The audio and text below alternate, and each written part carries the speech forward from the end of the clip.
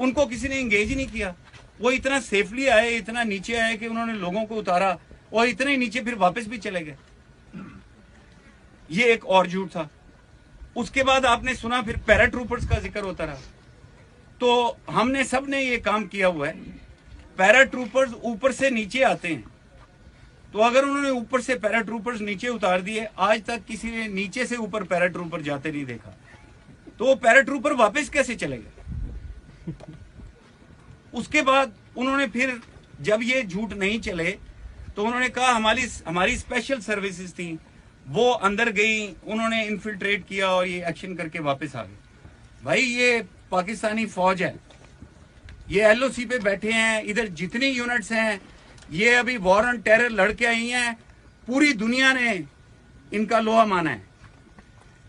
अल्हम्दुलिल्लाह इतना कामयाबी का रेट किसी का भी नहीं है, इतनी अचीवमेंट्स किसी भी की नहीं है वॉर ऑन टेरर में जितनी पाकिस्तानी फौज की हैं। और कभी आप आए पाकिस्तानी फौज के किसी जवान के साथ से इस तरह गुजर के देखें।